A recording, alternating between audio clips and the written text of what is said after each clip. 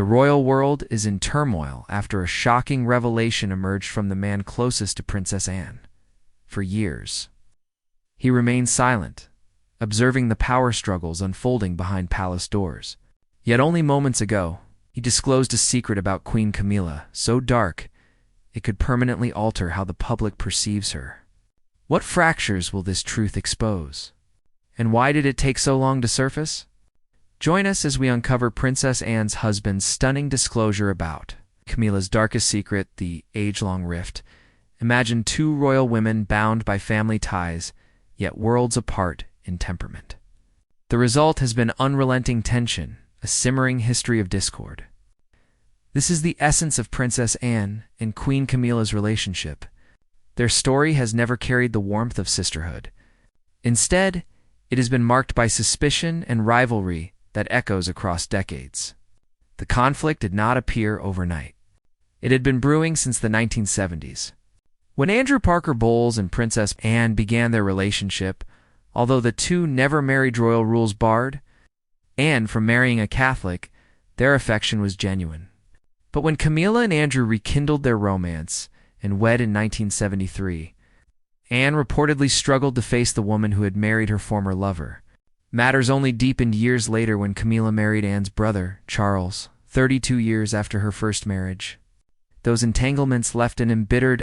Insiders say Camilla often seemed unsettled by Anne's presence and responded by keeping her distance.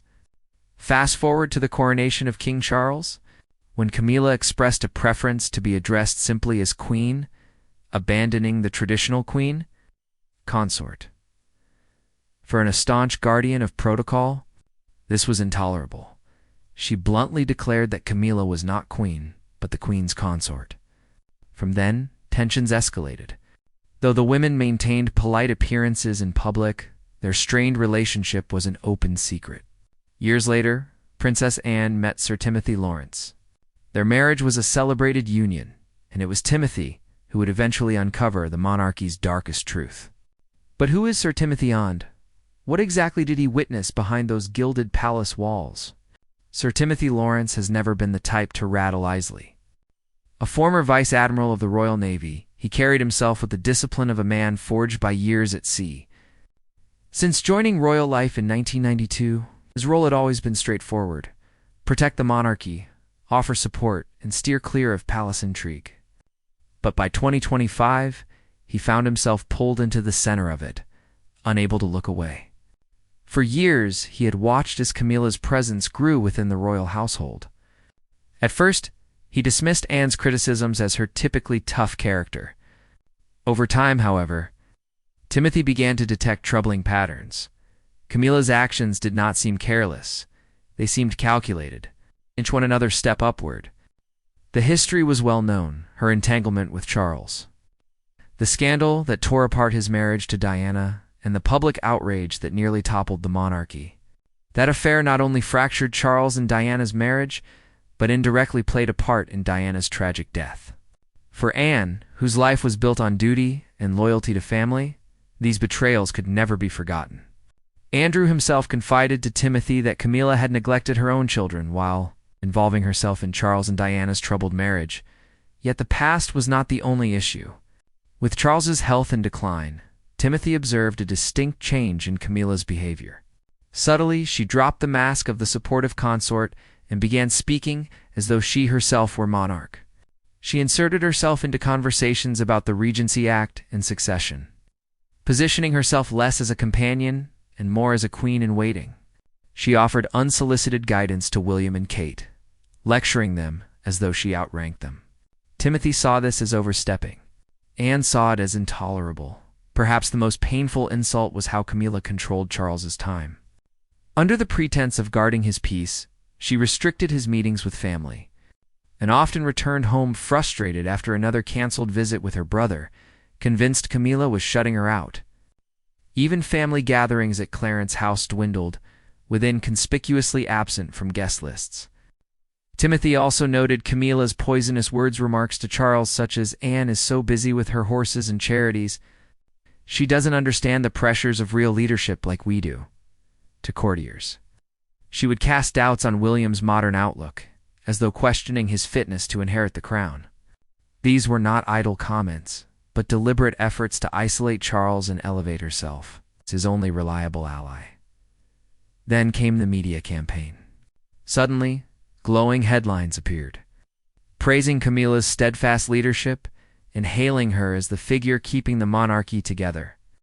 The press barely acknowledged Anne's decades of service or William and Kate's rising responsibilities.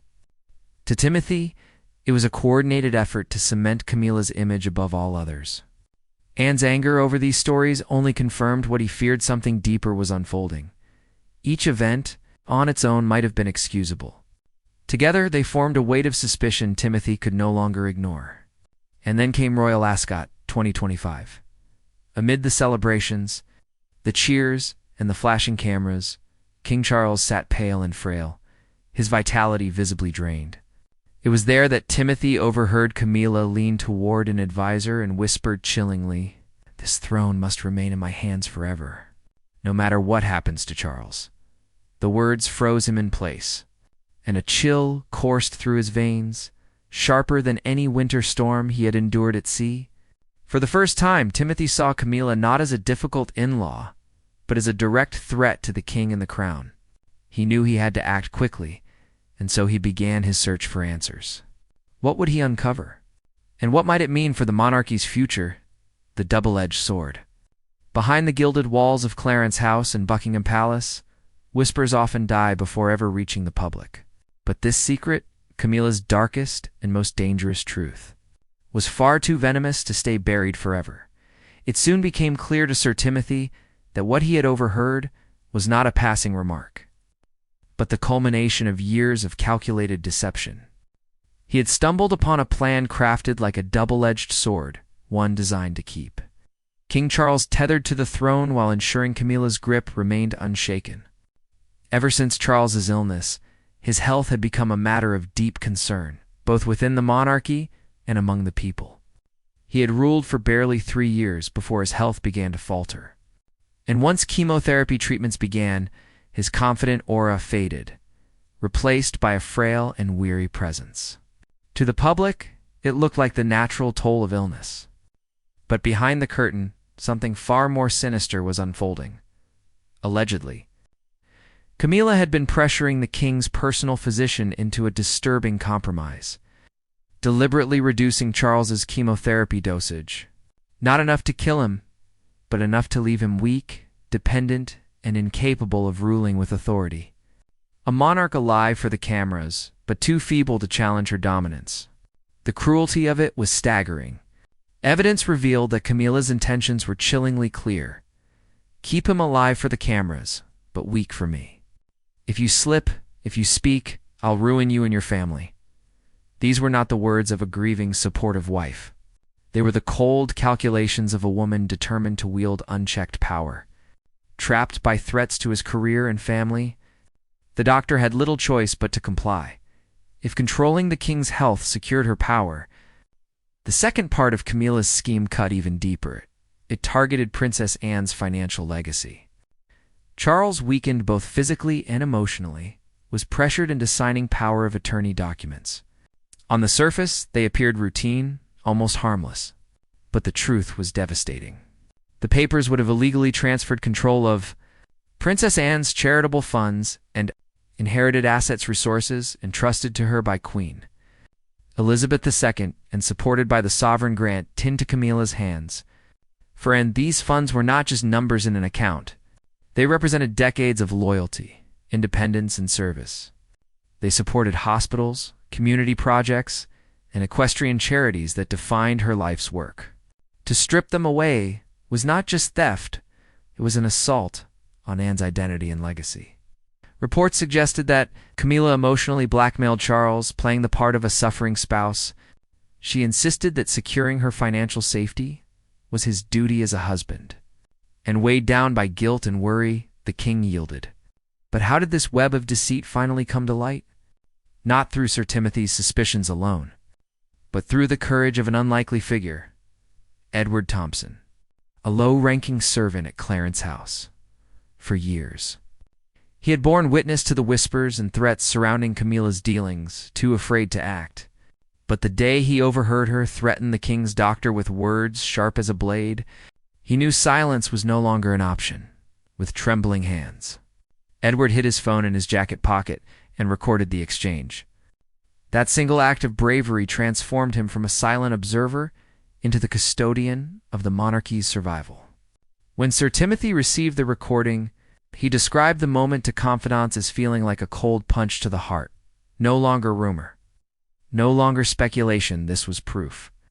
Camilla's ambitions had crossed into dangerous, even criminal territory. For Timothy, the discovery was both a heavy burden and a solemn mission. To carry the truth was to carry the power to either shatter the monarchy or save it.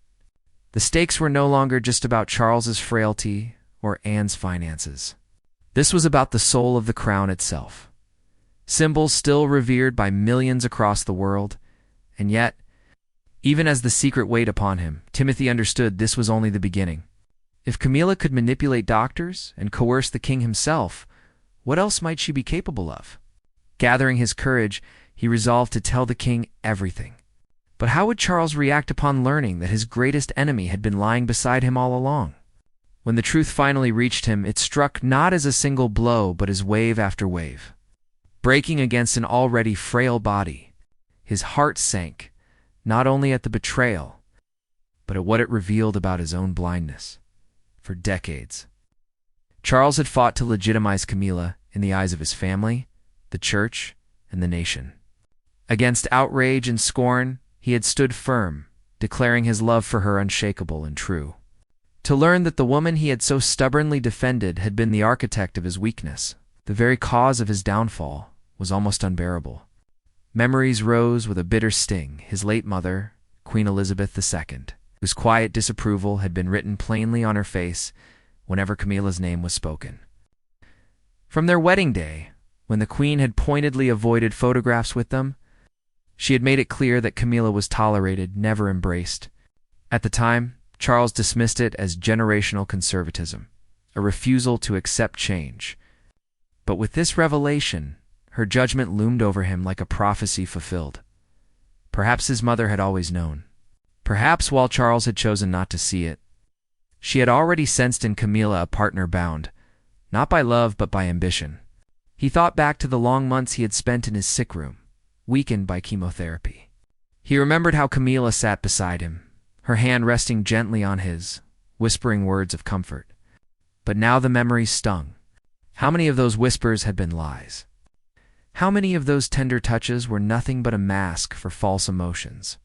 The realization left him hollow. His body had betrayed him during illness, yet his spirit had survived by clinging to the belief that his partner stood loyally at his side. And in a single moment, that fragile illusion was shattered. Still, it was not the personal betrayal itself that weighed most heavily upon him. What haunted Charles most was imagining how the rest of the palace would bear this truth: his children, his sister, his advisors. They had sacrificed so much for him, stood by him, rallied for him. Now, because of his own choices, they would carry the shame of this scandal. For a man who had spent his entire life preparing to be king, the crown had never felt so crushing. And for the first time in his reign, Charles wondered if he still had the strength or even the right to continue wearing it. But how would his heir respond? The answer came quickly. Prince William's reaction was immediate and explosive. Normally the model of composure. The future king's restraint shattered when the video of Camilla's threats played before him. Her voice, dripping with venom, turned his face pale, then flushed with uncontrollable rage. To William, this was not simply a scandalous overreach. It was an attempted assassination, his father's slow, cruel poisoning in the ruthless pursuit of power. His fury sharpened into resolve. Rising above shock, he assumed command with the authority of a man destined to lead. He declared that this was no longer a private matter within the family, but a legal crisis demanding swift, merciless justice. Armed with irrefutable evidence, William seized control of the proceedings. Where William burned with fury, Princess Anne was consumed by heartbreak. The famously stoic princess, royal known for her iron will and composure, broke into tears as the evidence unfolded before her. They were not tears of weakness, but of raw, furious sorrow, the kind only a sister could feel watching her beloved brother so cruelly deceived. She remembered their mother's final wishes, how she had fought to secure her daughter's charitable funds and assets against misuse. To see Camilla attempt to steal that legacy was unbearable. Her grief soon hardened into resolve. Standing firmly beside William, Anne spoke with a force no advisor or lawyer could match. Her voice carried the historical and emotional weight of their mother's will, exposing the illegitimacy of Camilla's financial schemes. The royal council, made up of senior advisors, lawyers, and confidants of the late queen, listened in silence. For 3 tense hours, they debated the legal and political consequences. Could such revelations ever be made public? Would exposing Camilla shatter an already fragile monarchy? But the evidence was undeniable. Even the most cautious voices admitted that if Camilla's conspiracy continued, it would destroy Charles and unravel the crown itself. By the end, hesitation fell away. The council reached a united decision. Camilla would be stripped of all executive duties and financial control. Every charitable fund and asset she tried to seize would be restored to Princess Anne, placed under the joint oversight of Anne and William. From then on, Camilla's role would be reduced to a hollow shell queen consort only in name, ceremonial figure stripped of real power. One final decree followed. The scandal would remain secret.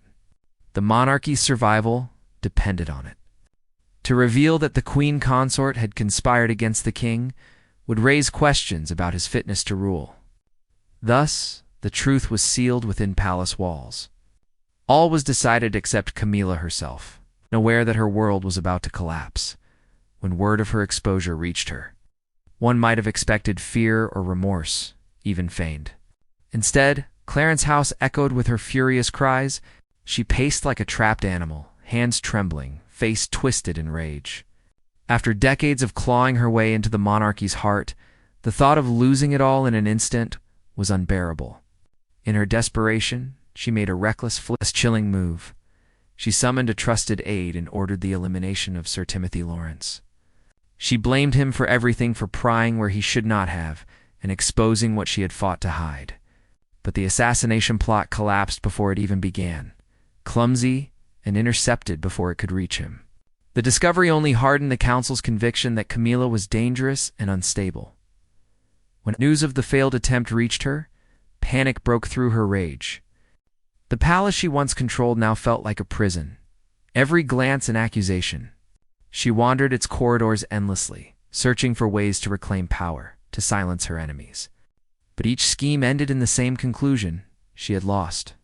Then the coldest blow arrived, delivered in a plain envelope bearing the royal council's seal. With trembling hands, Camilla tore it open. The words inside were merciless, stripped of warmth, written in the dry language of law. Her executive powers were revoked, her influence erased. She would remain queen consort in title only. With no recognition beyond empty ceremony, witnesses recalled how her face drained of color as she gripped the paper. So tightly it tore in her hands. For decades, she had fought to be acknowledged as Charles's rightful partner, to claim the role she believed was hers by destiny, and now it was gone. All of it. The letter slipped to the floor. She sat in silence, staring at nothing. At last, the tears came, not for Charles, not for the family she fractured, but for herself and the dream that had died. That night, standing before a mirror, she no longer saw a queen. She saw only a wrinkled, weary woman of 78 with hollow eyes. By nightfall, her defiance was gone. She locked herself away, refusing all visitors. The palace that had once been her throne became her prison. Her punishment was not exile, nor public disgrace, but something crueler: to live out her remaining years in emptiness, scorned by her family. Though her crimes deserved prison, her sentence was harsher, still endless days of isolation and contempt. And so, Camilla's story ended in defeat.